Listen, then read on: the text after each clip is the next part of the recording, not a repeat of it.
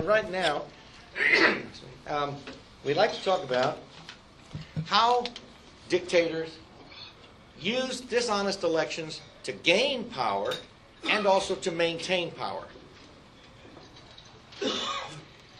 Okay, I have a poster over here. Here's a little photo of that poster. But this is Mao Zedong and a group of other Chinese leaders. And notice that they're all, what are they doing? Why, they're all casting a ballot. That's funny. I thought he ruled China with an iron fist. Why does he need to cast a ballot? Here's a very good book if you're into this. They're a little expensive for the small paperback that it is, but if you're into studying dishonest elections, this is called Voting for Hitler and Stalin. This is the English translation that came out in 2011. I bought one within months after this was released. Picture. You probably can't see it. People in the front might be able to recognize Joseph Stalin. He's got a ballot in his hand. Why? Because he's voting. Stalin? Voting? I thought he ruled Russia or Soviet Union with an iron fist. Inside some of these newspaper articles that I've used for the references into here, we have Adolf Hitler one day on an election day. Guess what he was doing? He was casting a ballot. What the heck is going on here? These strongmen need to cast a ballot? I don't understand. Well, first thing we want to talk about is dictators. We have a tendency to think of dictators in terms of their physical force that they use. And they are nasty physically. They go ahead and they arrest people, detain them without trial, execute people without trial, execute them with mockery of justice trials. But you'll find that that's usually used when the psychological tricks don't work. You see, the first thing that, like dictators, they have a number of psychological means. They want to control you psychologically. When that doesn't work, then we go for the physical. Okay, a deception of protection. They propagandize the police. They really try to get into the police heads that you are somehow maybe an enemy. I mean, just constantly, using a little Pavlovian type psychology. News media is either owned or controlled by the state. They have government control over the schools, so they control what goes into the heads of the young people, also a little bit in the adults. But also, and this is probably one of the least discussed areas of the aspects of how dictators do things, they also use dishonest elections for the psychological effect, as well as for legitimizing power and such things. So why do they even bother holding an election? All right, well, first they legitimize power. You ask Adolf Hitler. Why, he'd say, why, we run elections. And the people agree with me 99%. I'm not a dictator. I'm just doing what the people want me to do. That's his legitimacy statement. We might find a few criticisms of that within the next half hour. Elections are very handy for identifying the opposition. See, it's when you have your opponent and you let it look like maybe your opponent is going to do something, maybe accomplish something. He'll start bringing people out of the woodwork. In the meantime, the dictator sends moles, agents into the opposing campaign. And in the opposing campaign, he starts learning, well, who are these people who are my opponents? And that's all this agent does, is he's there to pretend that he's one of these opposing guys. Meantime, he's spying on them and finding out who's an opponent to the dictator. And then they're spreading the defeatism and the despair. This is the psychological warfare aspect of it. Imagine yourself as a German citizen at the end of the day at one of Adolf Hitler's 99% victories. You've been to the polls. You've seen the intimidation. You've seen the ballots, and we're going to look at some of these ballots, and you realize, good grief, even if I vote no, what am I doing? And then you find out but you know that Adolf Hitler's going to cheat because you asked, maybe, can I watch them count the votes? And they're going to say, you can get arrested for trying to watch us count the votes. So you're starting to feel a little bit bad. You seek the refuge of your own home, and then what happens? Oh, by the way, all day long there have been demonstrations in the streets. Bands have been playing. Now the trucks with the loudspeakers are driving down the streets. And unless you live in a rural area, you can probably hear the trucks driving down the streets with the Hitler Youth Corps cheering every time the loudspeakers on the trucks announce the results. Oh, yeah. Let me know when you start feeling a little bad, okay? At some point in here, that's the point. I want you to feel desperate. I want you to feel like you're helpless. I want you to feel like there's nothing you can do. That's the way, I'm quoting Adolf Hitler, of course. I hope you don't. All right. So what are some of the priorities? How do we get this thing? How do we get this thing? Well, when he's taking the first control, he's got two primary purposes. First, I got to rig the current election, and then I have to gain control over the process because I want to win every other one in the future, too. Okay, so that's the top priorities. Once he's achieved that, once he's also got the takeover, once all the power is his, the people have no guns, their votes, they either have no votes or the votes are meaningless. Now I'm going to use it for the psychological warfare purposes, things like I had mentioned earlier. Well, how do they rig the elections? This is important too, because we're going to go into this and we're going to compare what American elections were like during the time of Hitler and Stalin, compare them to the elections of Hitler and Stalin, and then we're going to look at the elections of today and see how much more we are like Hitler and Stalin than we are like our own elections 70 years ago. So, the dictator has the ability to schedule or reschedule any election anytime he wants. Whenever it's to his advantage to reschedule an election. He gets to design the ballots. He gets to put what's on there, and we'll find out. We'll take a look at what Hitler put on some of these ballots. He gets to rewrite the rules whenever he wants. He gets behind closed door vote counts. Count the votes behind closed doors. Trust me, have I ever lied to you? If you say yes, you go to a concentration camp. Oh, okay. And then behind closed doors vote totals. We're also going to deny ballot access to our opposition. You want to run against me, I'll make sure you don't get on the ballot. That always helps. We're going to have government regulation of political activity.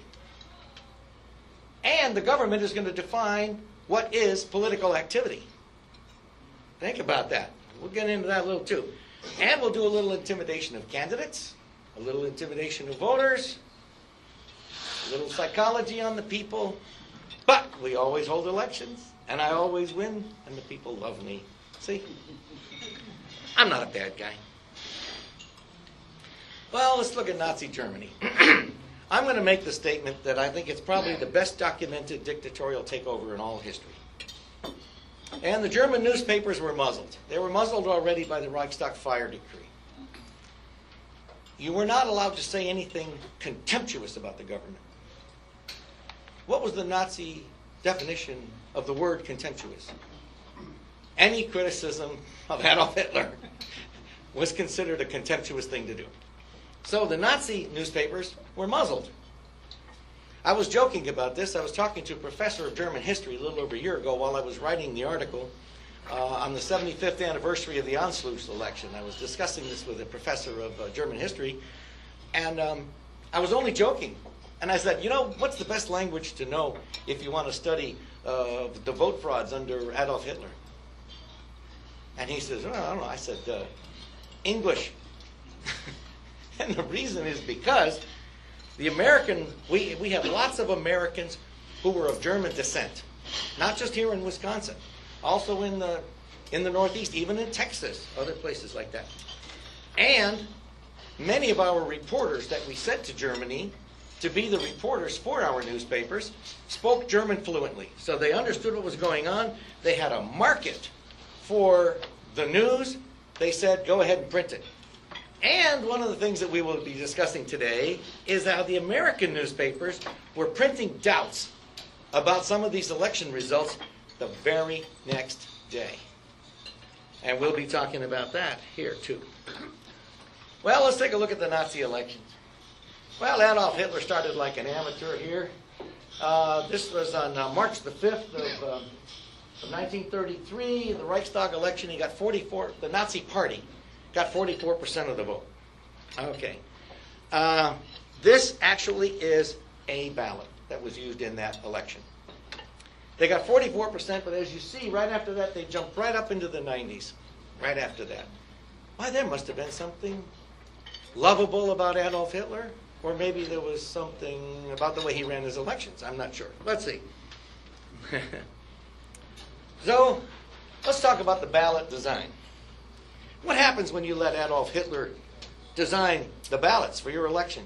What happens? Well, we can find out. Fortunately, I've actually purchased a number of them. They're all collector's items, and I'm going to share them with you. See this one on March the 5th, 1933? There are 27 circles, 27 blocks. They're all the same size. This is actually a fair ballot. Now, there's a democracy element in the in this parliamentary kind of government, and as members of the John Birch Society, and in case you're not a member, ask a Bircher here. This is a republic, not a democracy. Let's keep it that way. But in any case, back to the ballot. That's a pretty fair ballot. That's why they got 44%. But that's okay. We're going to let Hitler keep doing this, all right? November the 12th, 1933. We're going to have a vote about, we're only going to vote about the topic, all right, to leave the League of Nations. Well, you know, that's not really all bad. It's sort of like get us out of the UN, really, when you think about it. Here's the ballot. And you can see it pretty well from there. You get about 7 or 8 paragraphs of Adolf Hitler telling you why you should vote yes. That's ja, as opposed to nein, which means no. Ja oder nein. Okay. You got about 7 or 8 paragraphs of telling you why you ought to vote yes. And then, as this ballot was marked, yes. Okay. Well, let's see. What else happened that day? Same day they had another election. They held 2 elections on the same day. This is your chance to vote for Adolf Hitler to be the chancellor. And let's see, who else is there? Frick is there, Hess, Goering, Goebbels. Oh, yeah. Now, Wagner and Wahl are a couple local candidates. This is the real thing. This is on the ballot. What happened to those other 26 circles? What happened to the and squares associated with them? Well, that's what happens, you know, when you let Adolf Hitler be in charge of running your elections. Notice also that you can't even do a write-in ballot. You can't even do a write-in. So how many votes do you think Hitler got this time? Huh? It depends on how you count them. Oh, darn. In terms of the votes that were counted, he got 100%. In terms of all the ballots, if you look at the spoil ballots, he got 92%. 92.2% is what I have in my calculations. You mean 8% of the people could mark that wrong? Well, the New York Times even had a little statement in there saying, we think there's about 8% of the people here who are trying to protest in any way they can. And so that's what happens when you let Adolf Hitler design your ballots. Okay. This next one is the Anschluss election. Now, in this one over here, Adolf Hitler gave you a choice of yes or no. Oh, thank you, Adolf. You're so sweet. Of course, he also lets you know which one is the bigger circle, and right in the middle, he has the little smaller one off to the side. Oh, and by the way, when you went to vote, there were reports from the voting of the people. Some of them actually got to see. I think some of the reporters did get to see. But by this time, already, they were using the behind closed doors, everything, even behind closed doors for the balloting in many cases.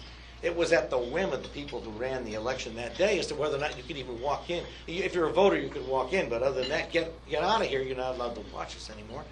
But anyway, they'd have a Nazi official sitting there, and there would be 2 privacy booths, one on each side. Okay. Oh, they have wooden sides? Well, the side where it's close to the Nazi voting official who's watching you, they had it partially cut away so he could actually watch you as you marked your ballot. And it was very easy to see. Now, we have to have the whole story here. We have to listen to Adolf, though. According to Adolf, he was very happy with the results, with the 99% that he got. A little background on this election. Kurt Hyde was the Chancellor of Austria. And Adolf Hitler invited him to Berchtesgaden, and that's where Adolf Hitler successfully intimidated Schuschnigg into agreeing to the idea that that Austria should become part of Germany, should be annexed by Germany. the Anschluss. Well, Schuschnigg was intimidated, and then he got back to Austria, and he devised a little scheme where he would outthink Adolf Hitler. It's ever seen that advertisement, It's Not Nice to Fool with Mother Nature. It's not nice to fool with Adolf Hitler either. So what he did on Wednesday, I think it was March the 9th of 1938, he announced that he says, Hitler would like to, make us part of the Third Reich. Why don't we have an election? He's going to call the election. Oh, and he's calling it for that Sunday, like 4 days away. He also said that nobody who was born after December 31st of 1914 could vote. He just declared that. And it was because Hitler had been working with the younger people. And it looked at that, now it's going to be a shoo-in. The people are going to vote no. And this is going to give Schuschnigg the ability to say to Hitler, hey, that was, idea of yours. We understand it, but the people really don't want it. And he knew that would not be okay with Hitler. One of the things we'll go over next in here is once Hitler started achieving those 90% wins, he got mad when he got only 90%. So he knew that with this would be his way of combating Adolf Hitler's, use of elections to do this sort of thing. Well, remember what I said earlier. It's when the psychological techniques fail, what does the dictator do then? He gets physical. Can you believe that within a couple days, the German army invaded and took over Austria? And you ought to read the newspaper reports. Go to your local library and go read these newspaper reports starting on March the 10th, and just read for the next few days. And this is good for a laugh here. One of the reasons why Hitler invaded Austria was because he wanted to make sure they ran it as an honest election. That guy's all heart. Gets me right here. It really does. But then, if you also read those same newspapers for about the next month, you'll also find out that the newspaper reporters were reporting the controls that were put on them. All of a sudden, in order to use long-distance telephones, they had to go to special offices. Now, telephone technology was very different then, too. But if they caught you speaking in any language other than German, and they did listen to you, you got disconnected. You had to speak in German so the Nazis could monitor what the press was saying. By this time already, remember how the Nazi press got muzzled right off the bat. The foreign correspondents by this time were also getting muzzled. They also were. So then finally so Hitler rescheduled the election in order to make sure he could run an honest one. Of course, we understand that. Then when they had everything right, they had everything all set, then they held their election. So you see that power to reschedule an election just out of nowhere. They like that. So anyway, that was the Anschluss election. Same slide we looked at earlier. We're going to look at these next two. This is the one for Hitler becoming president and chancellor, and then the one after that is to invade the Rhineland, or to reoccupy the Rhineland, and to re-German to make it German again.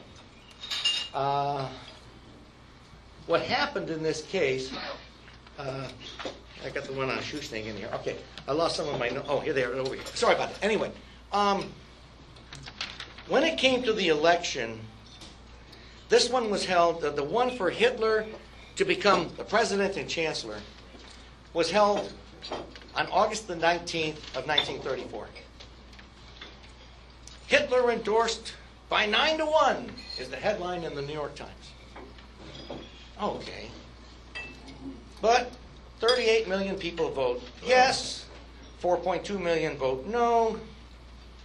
And then in here, if I get the light a little bit better, we'll have it says, every appeal known to skillful politicians and with every argument to the contrary suppressed, they were asked to make their approval unanimous. Nevertheless, 90% of the voters have 10% of the voters have admittedly braved the plebiscite consequences by answering no, and nearly 1 million made their answers ineffective by spoiling their ballots. Yeah, Hitler reacted in anger simply because he only got 90%.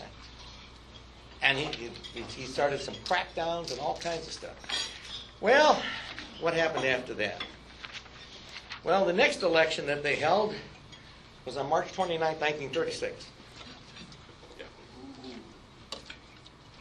This was the one on the Rhineland. This is the one, for the very first time, Hitler really genuinely got 99%.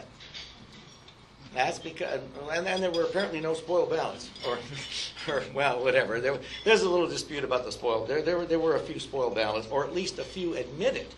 But this is the one when he started the behind closed doors vote counts, all the other things that he did. This is the New York Times for March the 30th. The next day, they talk about confusion causes the counting of blanks and other such things. You see, who was in charge of running the election? Goebbels, the Reich's propaganda minister. By this time, the propaganda ministry was in charge of running the elections in Germany. There ought to be a hint there.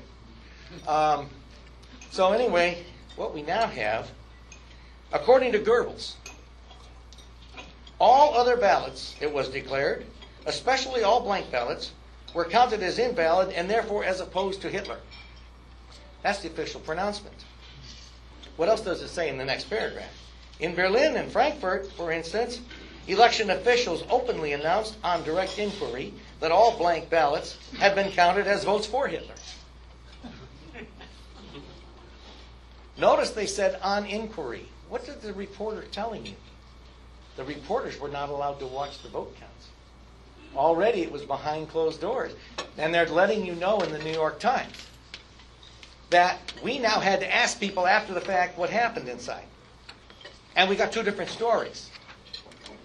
Maybe I'm not quite as impressed with that 99% now.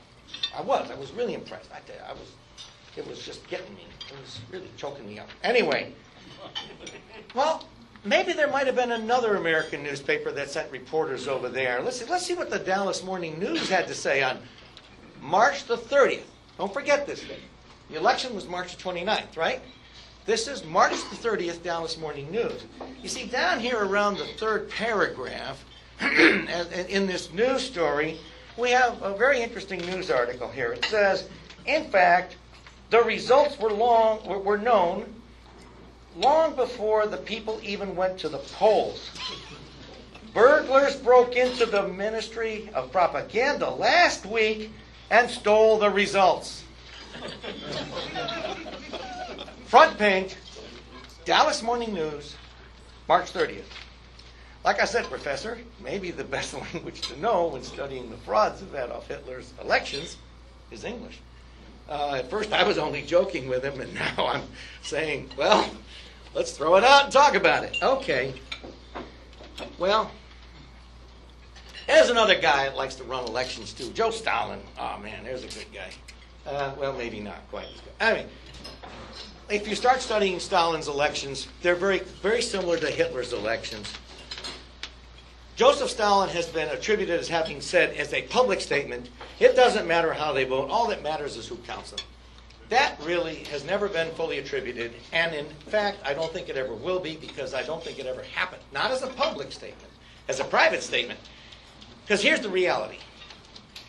And this may be the source of how that came about. If you let Joseph Stalin specify your election procedures, then it won't matter how they vote. All that will matter is who counts them. That's what I'm saying. And I think that's probably where, and by the way, that is a truthful statement. If you, but we wouldn't want to. So Joseph Stalin actually encouraged people to vote. See, and I want to show you this. This is rare. I'm going to be very careful with it. This is actually, this thing right over here. This is a propaganda leaf pamphlet. I'm going to be very, very careful. Look at this. When you open it and close it, it actually appears as if you're putting a ballot into a ballot box. I mean, this is 1939 graphics. This is 1939 technology. But it's actually meant when you close it back up to... got to be real careful with this. Oh, this is 75-year-old paper, and it was Soviet paper, too. But this was the kind of stuff he distributed to people to tell them to get involved in these elections. Now, this is kind of sideways in here. that's what's on the inside of this. And what it really says on the inside, I can't translate this, but we have a member of the John Birch Society who does translate these things. And every single word was in there. And it has a couple paragraphs of stuff, but what it really says is, vote for the party of Lenin and Stalin. Vote for the candidates of the communist and nonpartisan bloc. That's what it is. See, now Joseph Stalin, he never said my elections are frauds. He came out and said, boy, our elections are good. He was very convinced, or he tried to convince people his elections were good. Arthur Bliss Lane, U.S. ambassador to Poland, wrote a book, I Saw Poland Betrayed. Many of the people who've been members of the John Birch Society for any length of time have heard of this book. Some of them have read it. This book it talks about a number of different aspects of how the communists took over Poland. But the final act was a sham election. There was a referendum election in June 1946, and there was an actual election on January the 19th of 1947. One of the things that Arthur Bliss Lane himself saw and reported was how some of those ballot boxes were taken uncounted and then taken to the district commissioner's headquarters to be counted. Ambassador Lane estimated 60% of the voters were members of the Polish Peasant Party. Those were the good guys in this election. There was lots of ballot confusion. When they ran the elections, the communists always got to be number 3, and the Polish Peasant Party might have been 1, might have been 2 over here, might have been 4 over there. They had a lot of confusion on the ballot. There was voter intimidation. Voters would keep track of any voter who cast a secret ballot. There was also candidate intimidation. Some leaders of the Polish Peasant Party were arrested. Some were even executed before the election even. This was all documented by the United States ambassador. This book is available from the John Birch Society. I recommend it very highly. You don't have to read very far into it to see where he talks about elections right from the very start. Because if you look at the first sentence of the foreword on page VII, it says, following the elections of January 19th of 1947, I determined to resign my position as American ambassador. My mission to ensure that free and unfettered elections should be held had been a failure. Starts right off from the bat. He said, now, there were other things besides elections that were in there, but that's part of Stalin's bag. That was part of Stalin's little bag of tricks. Well, that's okay. It can't happen here. Well, let's talk about that. Let's talk about America in the 1930s and 1940s. That came out pretty well. Okay. The votes were counted in public. I don't know of any place in the 1930s and 1940s, this era that we're talking about, where you couldn't just walk on in and tell the people, hi, I'd like to watch the votes being counted. Hitler and Stalin, they went behind closed doors. How about the vote totaling? Well, that was all done in public too. Okay, behind closed doors. The vote counting was ruled by what? Law. Vote counting rules were modified at whim. Now, ballot access was already becoming difficult because the people trying to undermine our country were already working on that since the 1890s. But it was difficult or impossible already, so it was worse. Elections were scheduled by law. The other guys, elections were rescheduled at whim. Well, let's come forward to 2012. How many people here remember the Iowa caucuses? For president, yes. How many people remember that there was a false alarm about 2 weeks before the caucus from supposedly a group called Anonymous? Okay, Huffington Post on December 19th said, well, the GOP encouraged paper ballots instead of a show of hands in order to have a backup. Does that make sense? Are we so devoid of critical thinking that we can't see or question that statement anyway? One of the witnesses told me what the code phrase encouraging paper ballots meant. He was an attorney from the Chicago area. He belonged to the Ron Paul Club, full disclosure. He was a Ron Paul advocate. He went to Iowa, asked for permission to watch the votes be counted. He said no. You're not allowed to watch. That's it. Not going to let anybody watch. That's what happened. All right, it's almost like that story about Goebbels and the people who actually counted the votes. The official statement is one thing, the actuality is a little bit different. Same witness also told me there weren't any extra police there. If you were afraid of disruptors, why didn't you have a couple extra police officers hanging around? Oh, and the vote totals were accumulated in a secret location. As a writer for the New American, I contacted them saying, I'm a writer for the New American. I'd like to find out where they were and who the people were who were there to make sure that the vote count, that the vote totaling, everything was done right. Guess what? I don't know how many times I tried. They would not even tell me that. They would not even say that. Why didn't, if they're really afraid of disruptors disrupting this thing, why didn't they just encourage people to bring video cameras? Because the film would have captured the disruptors doing the disruptive acts. And that could have been used to help catch them and convict them, right? Arrest them and convict them. They could also reconstruct the show of hands votes. If the voters wanted privacy, all you had to say was the video recordings would be made from the rear. The video recordings of the hands going up will be made from the rear of the room. And then you could have gone up to the front at the very end, and you could say, my name is John Jones, I'm from Johnson County, precinct number 1, the vote totals are, and then if you live streamed those videos, how could the disruptor, if you had both a local copy on your own plus another copy, wouldn't that have defeated any disruption? That would have really been the right way to address disruption. What about Johnson County, Iowa? I went to the Republican National Convention in 2012 in August, and I just let it be known that there was somebody there that wanted to hear about anything that went wrong anywhere in any of the primaries or any of the caucuses. I met a woman from Johnson County, Iowa, and she told me a story, and then I called another guy, and he confirmed her story. They had a real disagreement in Johnson County, Iowa. A lot of college kids were involved in there, and the Ron Paul people said, and stood up to them and said, you are not taking our votes behind closed doors until they're counted first. They said, no, we take them behind closed doors and count them for you. No, you're not taking them unless we count them first, then you can take them behind closed doors all you want. And they won.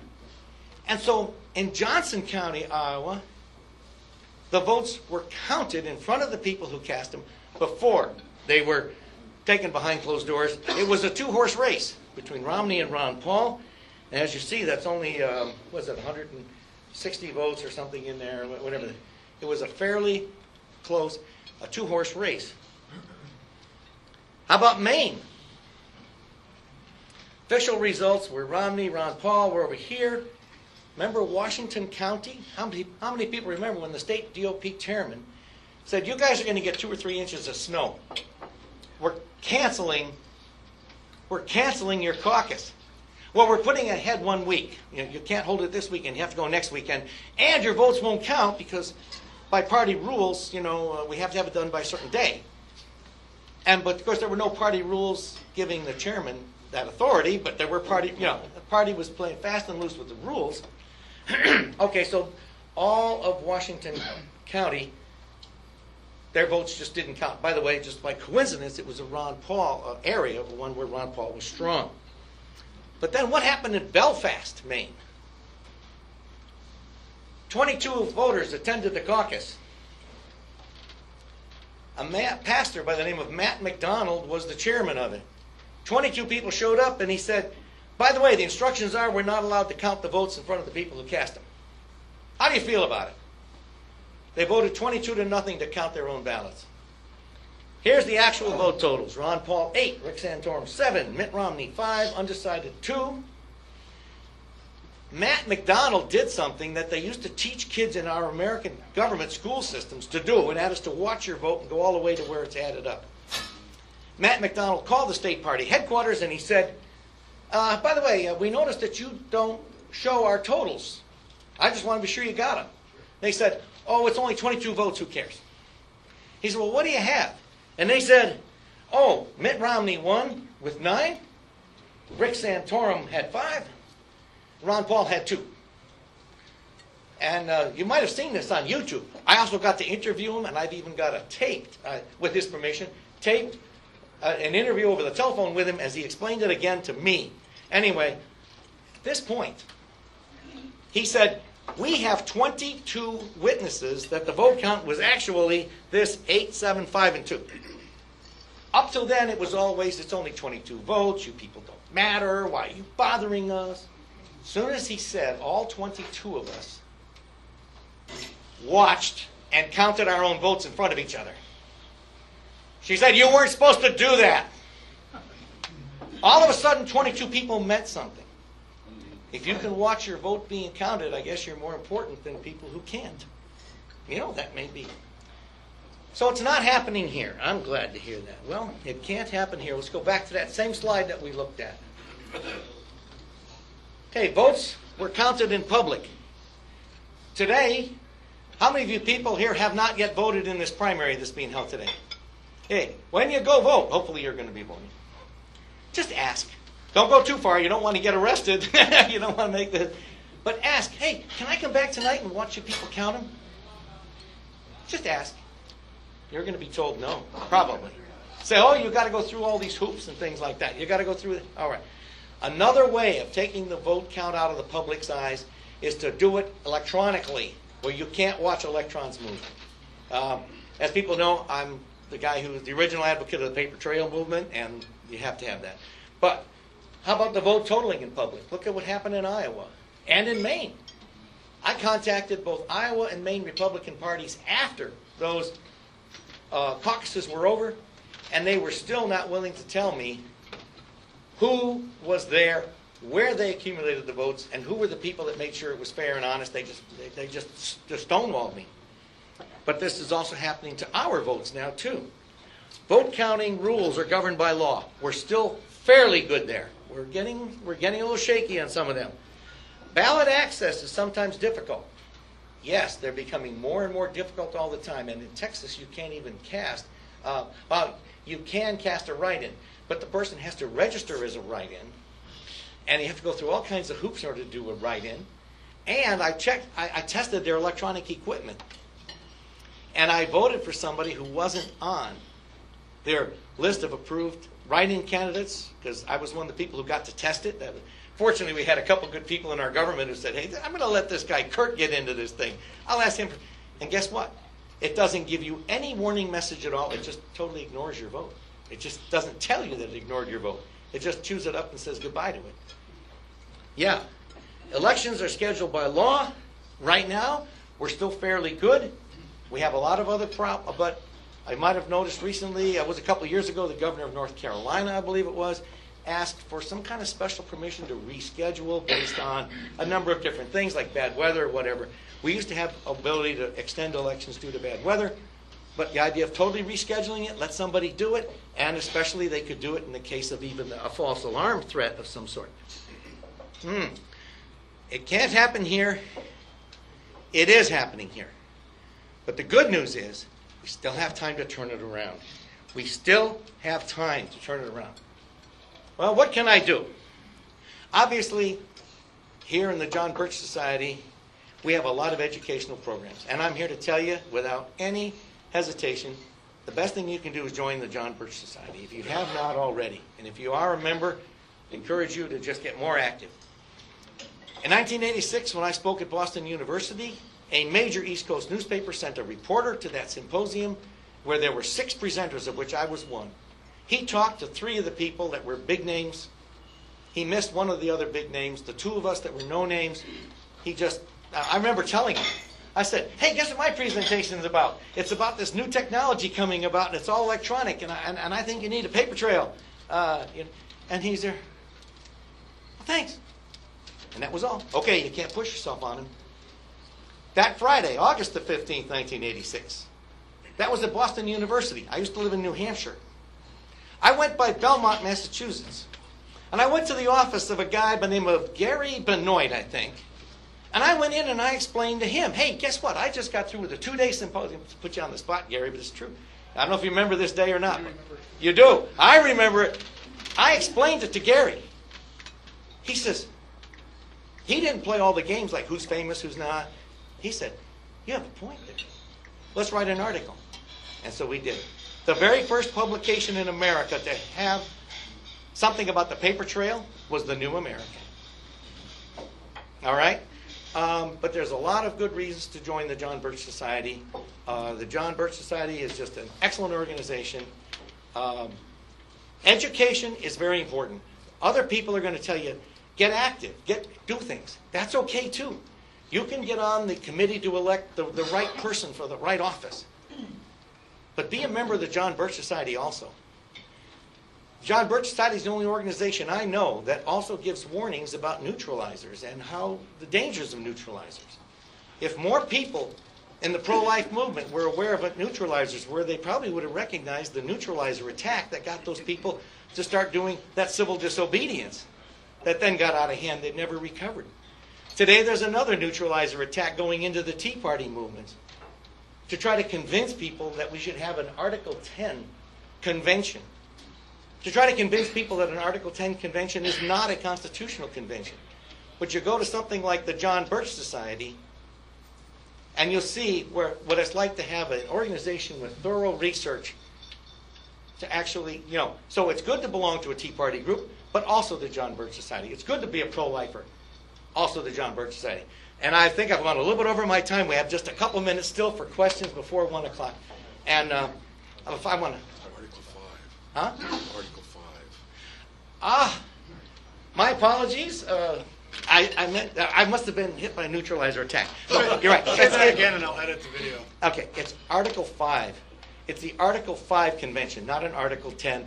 My mistake. You're right. It's absolutely right. And they're trying to convince people that an Article 5 convention is somehow just a convention. If you have a convention under Article 5, it is a constitutional convention, whether you like it or not. Yes, Rosamond. That all the hoopla that Al Gore raised, when he narrowly lost the election a few years back, and all the doubt they cast on the votes and the ballots at that time, I saw that then as part of the left's attempt to undermine and make Americans lose faith in the electoral process. Would you agree with me? Well, certainly there was that. There were other things, too, I'd like to tell you about. There's a man named Bill Salmon who wrote a book called At Any Cost. Now, there were about, I think it was like 900 votes that were somewhat questionable regarding whether they had hanging chads, partially removed chads, some of these other things. Guess what the news media wasn't telling you about? About the activities that there were to suppress the military vote. See, military is typically around 65 to 75% Republican. And if you read Bill Salmon's book, more votes were thrown out because they were military absentee ballots than there were votes that were under question because of the hanging chads.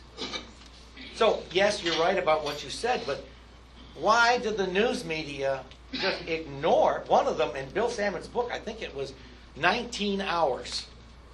They had a tag team of lawyers until the voting officials in Florida just gave up and said, okay, we won't count these ballots, we'll throw them out. Because these guys identified him as military. And that's in Bill Salmon's book, At Any Cost. It's very inexpensive right now. It's down to like $5-6, I think, and you can order it. And so, yes, you're right about that, but hey, look at how much truth was taken away to make half-truths, to make it look a very distorted picture. Yes, sir? Just to follow that up, I think we've all probably read where many of is it the state that's involved or the county clerks, they have to send out the ballots to the military. Mm-hmm. And what I've been reading over the last years, they send them out on purpose late so that they can't get back in time to be counted, in a timely fashion. So you got a number of things going on in the military. One, what she talked about, but this other one that I keep hearing about, I think is bigger. I wrote an article for the New American a couple of years ago on our military ballots being suppressed. I think you'll find that you and I have a lot of agreement. And there's a man waving a copy of it. Yes, sir. I am aware of that. And yes. Are there any other? Yes, sir. A couple questions. Army you're wearing. Okay. A couple questions concerning watching the vote. When working with the electronic voting machines, did they give off a tally for each ballot that is put in? And is that tally available to a voter watch? Okay. Number That's one, question one. that's question number one. Can I answer that one first? Yes. Okay. Some of the machines do, some of the machines don't. The question is, can you get to see them? The only reason why I get to see them in Denton County, Texas, is because I'm on the Denton County ballot board. I'm one of 3 Republicans and 3 Democrats who get to review the ballots. But you can't. But what's even more important is all I get to see is the electronic version of it. If it has been tampered with, and I'm not saying that I believe they are, or at least not in the Republican county where I am, in the Denton County. But it's still, even then, it could be tampered with before I see it. But the average person can't see it. And that's why you want a paper trail so that you can do an expert. Yes, sir. Next question. Second question. As watching the vote, as a citizen, do I have the right to look at the voter roll where the people come in and sign in? Now, it goes by state. That goes from state to state on that one. How about And- here in Wisconsin? I don't know the laws in Wisconsin for sure, but you can check with people here to ask and see what the law is. Most states, if you get to be, you have to qualify to be an observer to do it, and then some places they make you go through hoops. And last year at True the Vote, and I just gave it to our audiovisual people yesterday, I interviewed a woman from Hamilton County, Ohio, who jumped through all those hoops and got the people to sign so she could be an observer at the elections. And she found both the Republicans and the Democrats undermined her. She played it for us, the phone calls at the True the Vote, the phone calls that were on her tape recorder when she was gone, saying the Republican Party people, this is one of the Republican candidates who signed to let her, be a poll watcher, said, they've told me that if I don't revote my signature, they are going to demand money back that the party gave me. I'm going to have to pay them back with donation money. Unless they revoke that signature, and even the Republicans were undermining the ability of people to do that. Okay, so I would... Okay, question number 3. Well, there's some other questions too. As a vote watcher, do I have the ability to stand in the voting place and watch as the people come in? I believe you do. We'll check the law. This lady seems to know. Well, if you agree with that, then I have a big problem in the city of Neenah. Because I was at Shattuck today to cast my vote, right across from my house. And I walked in and I asked if I could see a tally of the electronic vote. I was told absolutely not. I asked specifically if I could review the roll of the voters that had come in and voted so far. Absolutely not. I asked if I could stand and watch. They made a phone call to the city clerk, and I was told if I didn't leave after I vote, that they would call the police. This is what we have to fight here in America. I have no idea what's going on in the city of Neenah, and that's where I live, and I'm ticked off. Yes, sir. Thank you for your comment. Any other questions we would like to... Yes, sir. I'm sorry, I didn't see your hand earlier. Well, counting the votes is one thing, but to me, presidential elections now are almost like voting for directors of Fortune 500 companies. You don't get to select who you vote for. And I think the Ron Paul episode with 2012 and not being able to speak at the convention and what you explained here as far as the process of selecting our candidates. And we saw where the process itself, we now have circumstantial evidence anyway to say we think there's something So wrong when with you those start talking totals. about 2 Bushes, Jeb Bush, Bill Clinton, Hillary Clinton, Chelsea Clinton as all potential candidates, it's our whole voting process has been corrupted by people at high levels in this country that we don't really, we think we're voting to make a difference, but we really don't. Well, if the John Birch Society is an informational organization, Robert Welch said we are an educational army fighting with facts.